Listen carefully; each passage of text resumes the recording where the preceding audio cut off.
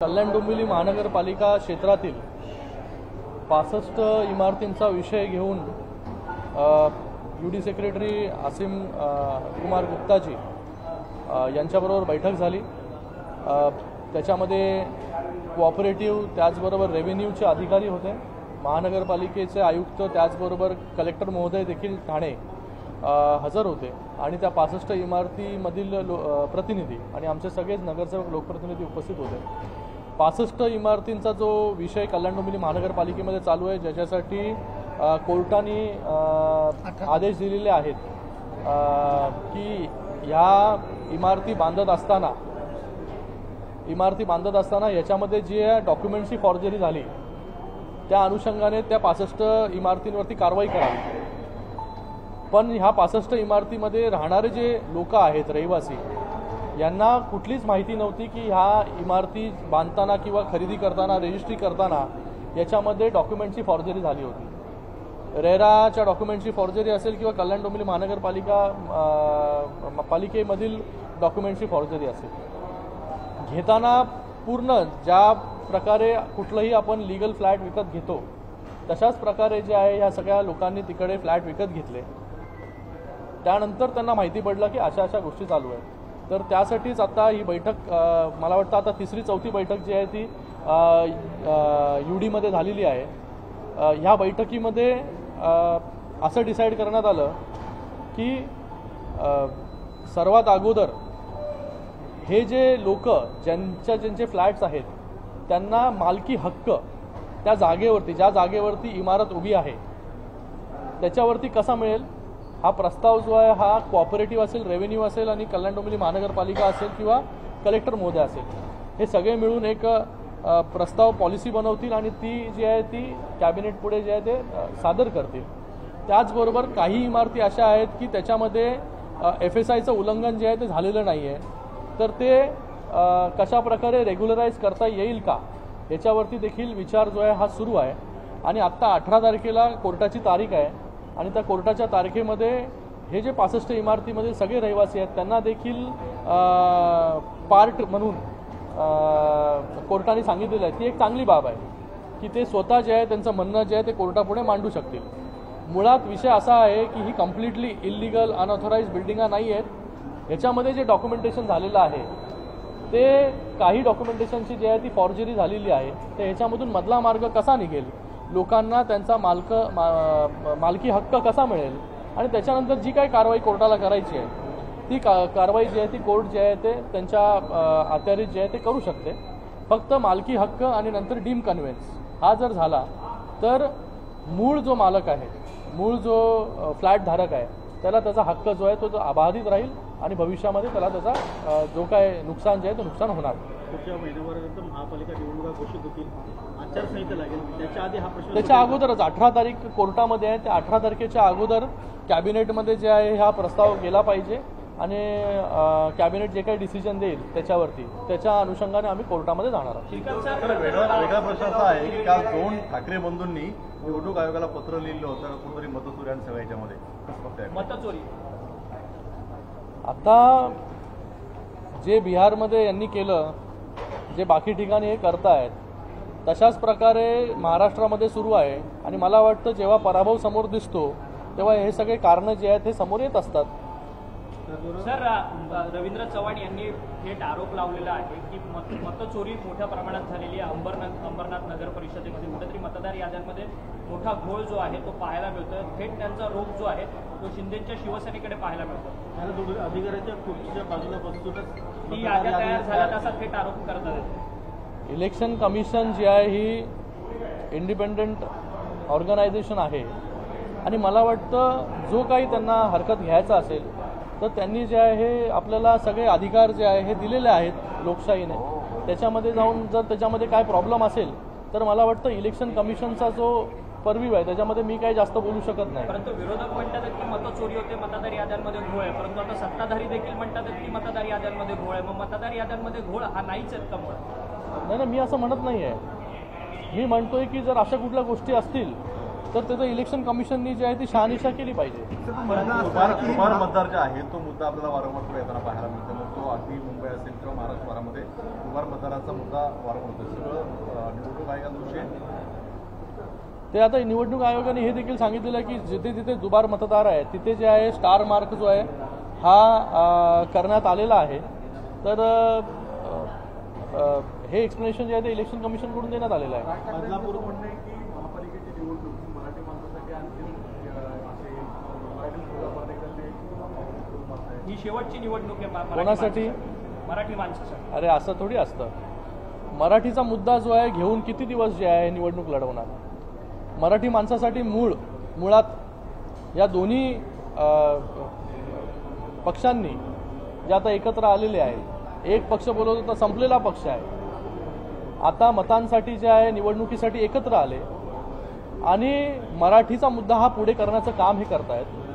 मुळात ह्यांना प्रश्न विचारला पाहिजे की जेव्हा सत्ता होती महानगरपालिकेमध्ये तेव्हा मराठी माणसासाठी काय केलं. मराठी माणूस जो आज महानगरपालिका क्षेत्रामधून, मुंबई महानगरपालिका क्षेत्रामधून जो आज कर्जतमध्ये, बदलापूरमध्ये, अंबरनाथमध्ये स्थायिक झाला तो कशामुळे गेला. त्याला जे आहे त्याचं हक्काचं घर जे आहे ते इथे मिळालं नाही. लोक ट्रान्झिटमध्ये 14-14 वर्ष, 15-15 वर्ष इथे मराठी माणूसच राहतोय ना. त्याच्यासाठी तुम्ही कधी विचार केला नाही की त्याला ट्रान्झिटमधून बाहेर काढायचं आणि त्याला चांगलं त्याचं हक्काचं घर द्यावं. त्याचा विचार जो आहे तो महायुतीच्या सरकारने केलं.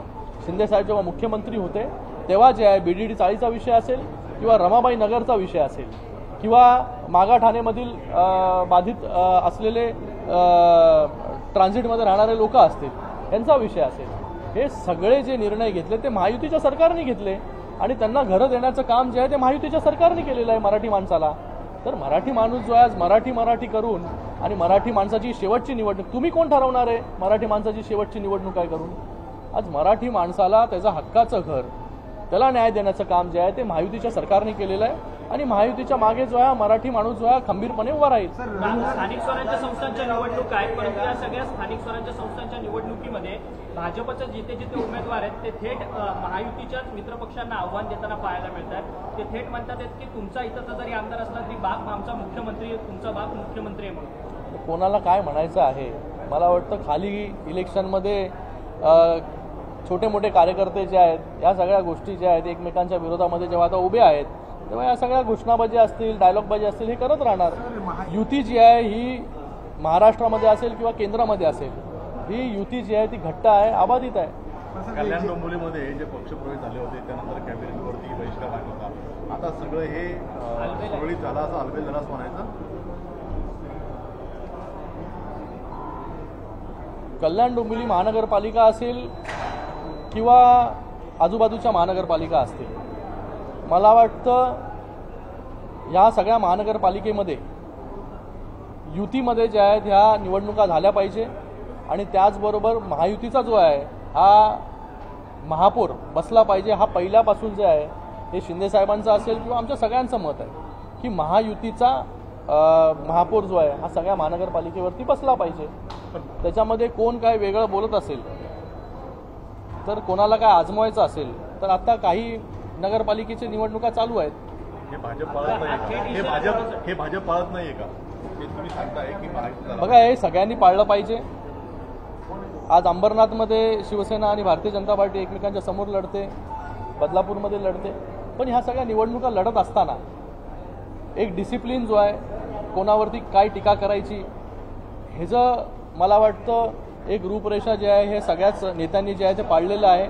माननीय मुख्यमंत्री देवेंद्र फडणवीस जी असतील किंवा उपमुख्यमंत्री एकनाथजी शिंदेसाहेब असतील किंवा अजितदादा असतील, आता हे प्रचार करत असताना विकासाच्या मुद्द्यावरती जे आहे प्रचार करतायत, कोणावरती जे आहे टीका करत नाही. ही जी आहे ही फ्रेंडली फाईट जी आहे ती काही ठिकाणी जी आहे युती आहे, काही ठिकाणी जी आहे ही आपले लोक जे आहेत ते एकमेकांच्या विरोधामध्ये लढत आहेत. पण मला वाटतं प्रत्येकाने जे आहे हे सगळ्या काय बोलतो त्याला डिसिप्लिन जे आहे ते राखलं पाहिजे, ठेवलं पाहिजे. बदलापूरमध्ये एकाच घरामध्ये 6 जणांना तिकीट दिले त्यावरून टीका होते. मला नाही वाटत ते, कारण की त्याच्यामध्ये दिशाभूल करण्याचं पण काम जे आहे ते काही लोकांचं चालू आहे. तुम्ही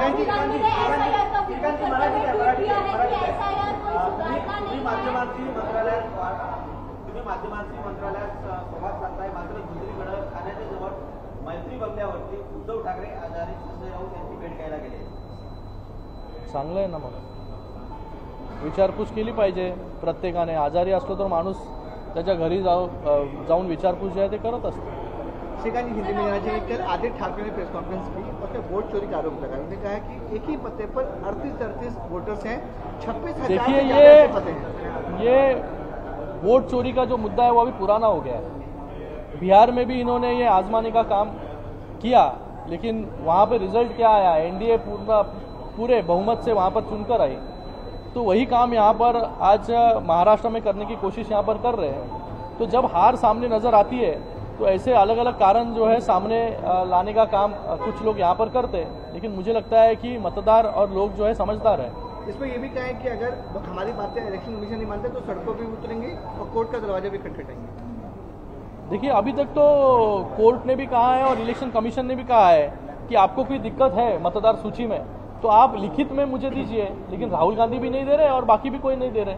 मुझे लगता है कि उनको इलेक्शन कमीशन के पास सीधे जो है जाना जरूरी है. एसआईआर को लेकर राहुल गांधी ने ट्वीट किया है कि एसआईआर जो है वो सुधारना नहीं है बल्कि जबरदस्ती थोपा हुआ जुल्म है और इसका विरोध जो है पश्चिम बंगाल में भी लगातार किया जा रहा है. अभी बिहार में भी इन्होंने विरोध किया, पश्चिम बंगाल में भी विरोध कर रहे हैं, लेकिन मुझे लगता है कि जो ये आरोप लगा रहे कि वोट चोरी का या एक ही पते पर इतने सारे लोग हैं या कुछ लोग शिफ्ट हो गए, उनका नाम आज भी मतदार सूची में, कुछ लोगों की डेथ हो गई, उनका भी नाम आज मतदार सूची में. एसआईआर, ये सब का उत्तर एसआईआर है. जब एसआईआर होगा तभी ये सब करेक्शन जो ये खुद ही लोग आरोप लगा रहे हैं वो सब करेक्शन करने का काम एसआईआर के माध्यम से होगा. तो दोनों तरफ से बात करने का काम विरोधियों के माध्यम से, राहुल गांधी जी के माध्यम से हो रहा है. आज बहुत बड़ी बात है, आज बहुत बड़ा दिन है कि आज हमारे देश के प्रधानमंत्री नरेंद्र मोदी जी के हाथों और आरएसएस के अध्यक्ष मोहन भागवत जी के हाथों वहाँ पर ध्वजारोहण करने का कार्यक्रम आज वहाँ पर हुआ. और मुझे लगता है कि हर एक भारतीय के लिए एक अभिमान का क्षण है. जिस दिन राम मंदिर बना था वो भी एक अभिमान का क्षण था और आज पूरा राम मंदिर बनकर तैयार हुआ और उसके ऊपर आज ध्वजारोहण हुआ. हर हिंदू के लिए बहुत बड़ा आनंद देने वाला दिन है. और मैं प्रधानमंत्री नरेंद्र मोदी जी का यहाँ पर बहुत बहुत धन्यवाद अदा करता हूँ कि उनके पहल से जो लोगों को बात असंभव लग रही थी वो संभव करके दिखाने का काम हमारे यशस्वी प्रधानमंत्री नरेंद्र मोदी जी ने किया. विपक्ष के बहुत सारे नेता जो है राम मंदिर दर्शन करने के लिए नहीं पहुंचे और प्रधानमंत्री जी ने यह भी कहा कि एक काल्पनिक मंदिर जो बता रहे थे उसको रिटर्न. विपक्ष को क्या करना है, विपक्ष के लिए अभी कुछ बचा नहीं है. एटलीस्ट वो राम मंदिर में जाए, वहाँ पर दर्शन ले और प्रभु राम जी से कहे कि हमें अच्छी बुद्धि दे आने वाले समय के लिए.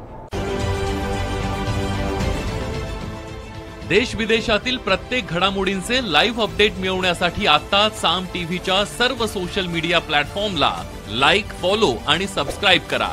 तसंच सर्व नोटिफिकेशनसाठी बेल आयकॉन प्रेस करायला विसरू नका.